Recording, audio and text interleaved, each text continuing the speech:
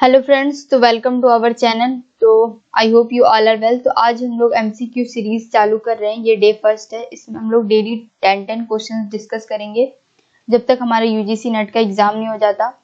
तो स्टार्ट करते हैं। इस सीरीज में हम लोग डिटेल वाइज 10 क्वेश्चंस डेली पढ़ेंगे।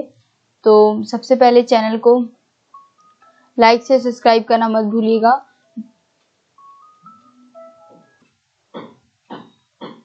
तो स्टार्ट करते हैं। सबसे पहला क्वेश्चन है कि who developed the term information society. Information society जो टर्म है ये किसके द्वारा डेवलप किया गया था?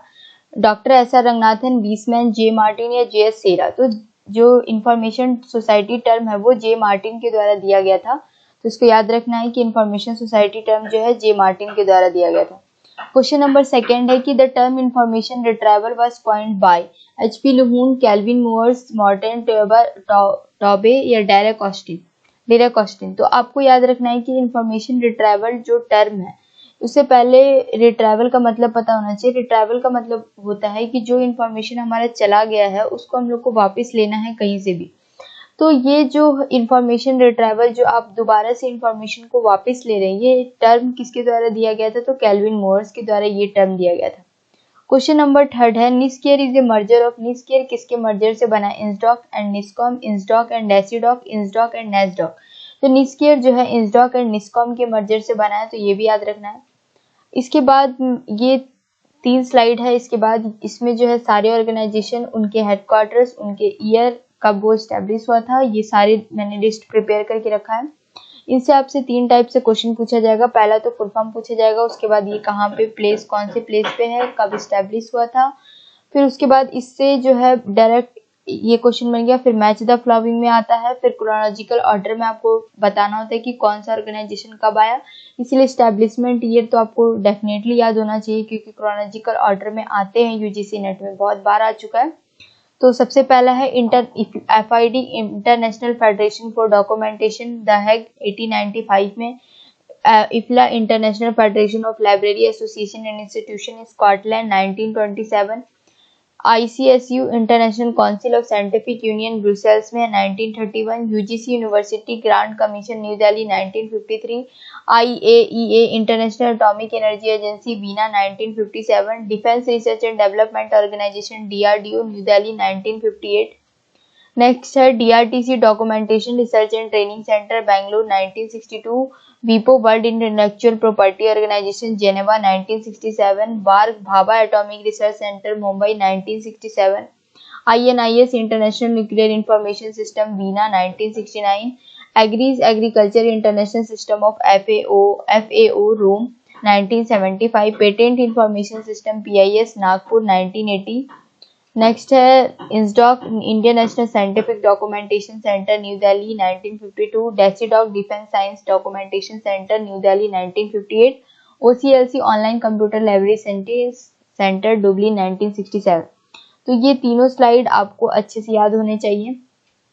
उसके बाद क्वेश्चन आता है, नेक्स्ट क्वेश्चन है question number 4। www world wide web was invented by. जो वर्ल्ड वाइड वेब है ये किसके द्वारा इन्वेंट किया गया है? Vint Cerf, Charles Babbage, Tim Berners, sister Job.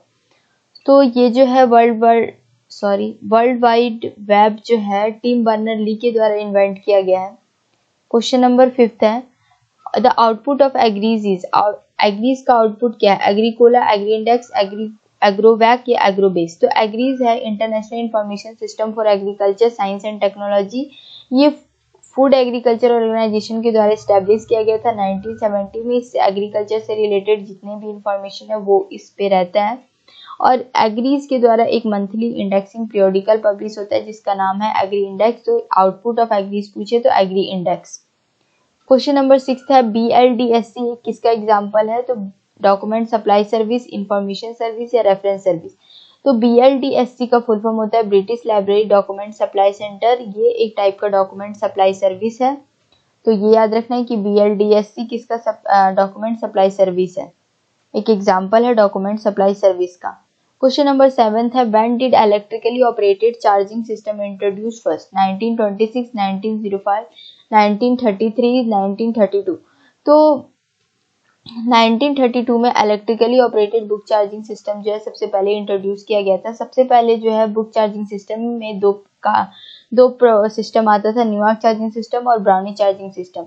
तो न्यूयॉर्क चार्जिंग सिस्टम जो है जॉन कार्टर डाना के द्वारा दिया गया था। ब्राउनी चार्जिंग सिस्टम जो है नीना ई ब्राउन के द्वारा दिया गया था, ब्राउनी के द्वारा।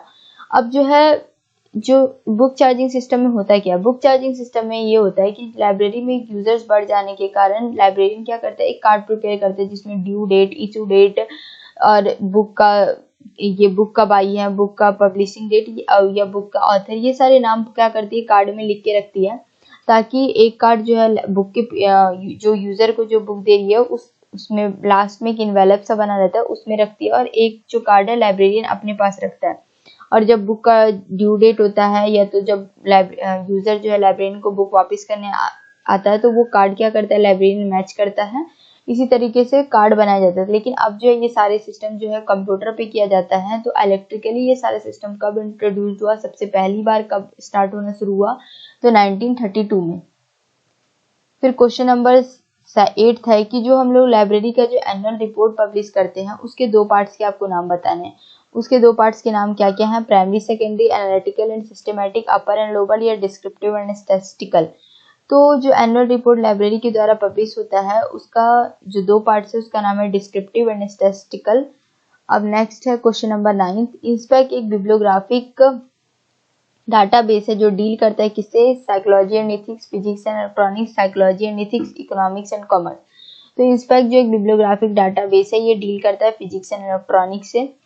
फिर क्वेश्चन नंबर 10 है class software package is used for. Class software package जो है किसके लिए यूज किया जाता है, circulation method, accession method, documentation method, automation, library automation.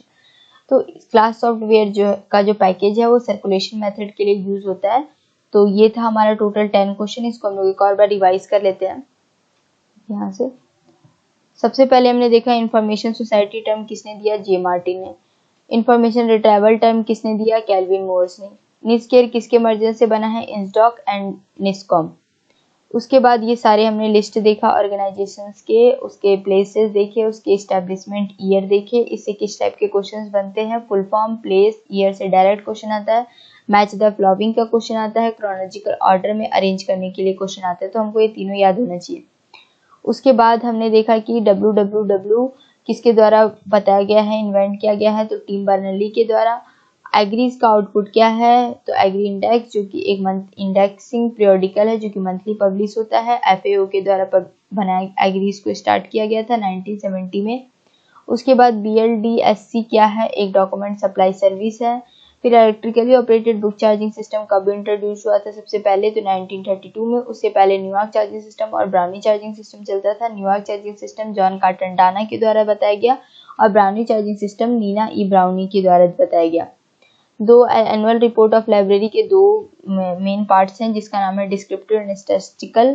फिर उसके बाद इंस्पेक्ट जो एक बिब्लियोग्राफिक डाटाबेस है जो डील करता है फिजिक्स एंड इलेक्ट्रॉनिक्स से। तो ये था हमारा आज डे 1 का 10 MCQ। इसी तरह मैं आपको डेली या अल्टरनेट डेज पे 10-10 MCQ करवाती रहूंगी। तो सारे MCQ को याद कर लीजिएगा या तो देख लीजिएगा, 2-3 बार ध्यान से देख लीजिएगा क्योंकि सारे MCQ UGC के प्रीवियस ईयर पेपर से लिए गए हैं। तो थैंक यू फ्रेंड्स, मिलते हैं नेक्स्ट वीडियो में। तब तक हंसते रहिएगा, पढ़ते रहिएगा। चैनल को लाइक से सब्सक्राइब करना बिल्कुल भी मत भूलिएगा। Thank you.